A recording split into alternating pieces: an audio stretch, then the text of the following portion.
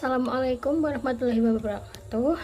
Perkenalkan, nama saya Wulan Zuliana dengan NIM 304021000255. Di sini saya akan mempresentasikan tentang keputusan strategik penentuan lokasi pabrik baru PT Coca-Cola Bottling Company Indonesia guna memenuhi tugas mata kuliah International System and Business Intelligence MJ5P.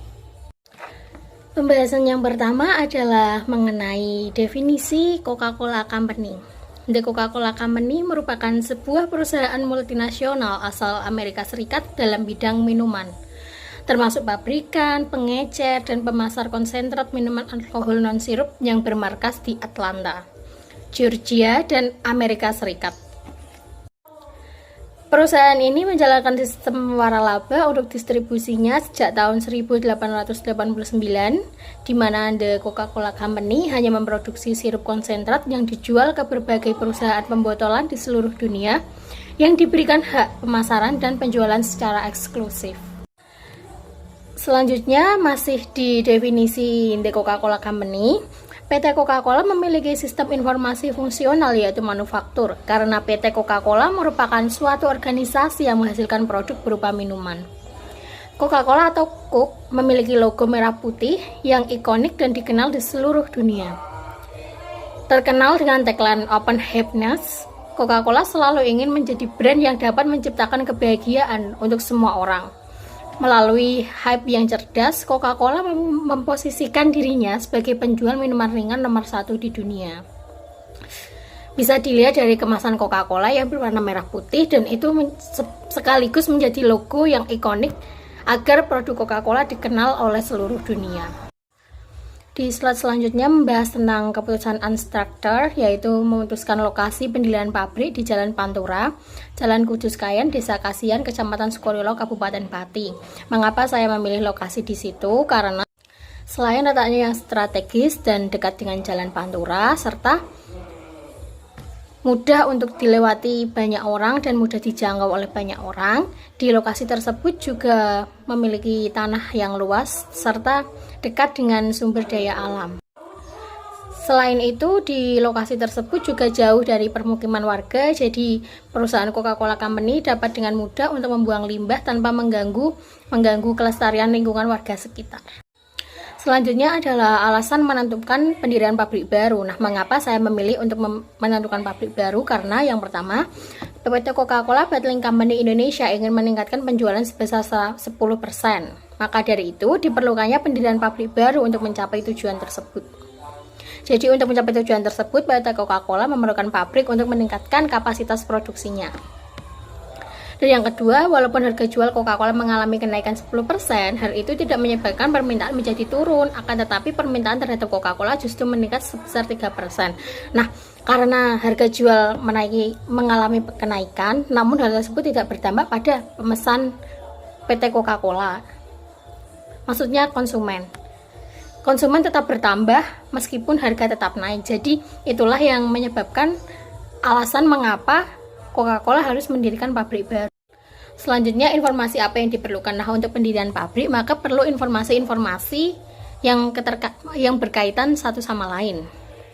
Informasinya adalah sekarang baru mengoperasikan 8 pabrik di Indonesia. Kemudian PT Coca-Cola Bottling Company Indonesia memiliki komitmen dapat menjangkau lebih dari 260 juta konsumen di seluruh Nusantara. Perizinan dan regulasi harus memenuhi syarat-syarat seperti VCIMB, izin mendirikan bangunan, VCNPWP perusahaan, VCKTP, penanggung jawab perusahaan, mengisi formulir permohonan izin, dan lain-lain. Jadi administrasi itu harus dipenuhi supaya bisa mendirikan pabrik baru.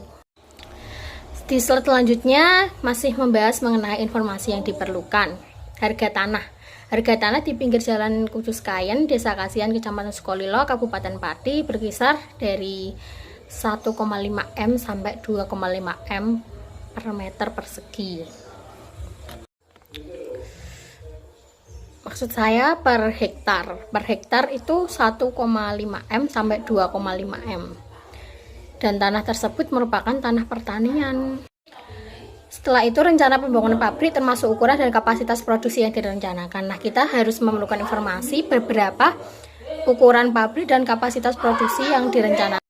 Setelah itu, informasi yang dibutuhkan adalah ketersediaan infrastruktur dan fasilitas yang mendukung operasional pabrik seperti akses jalan, listrik, air, dan komunikasi.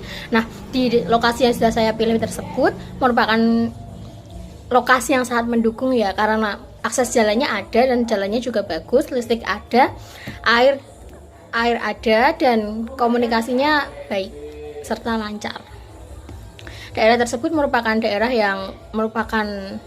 yang berlimpah sumber airnya. Jadi tidak perlu khawatir ketika mendirikan pabrik di daerah tersebut kekurangan air, karena di daerah tersebut sumber airnya sangat melimpah.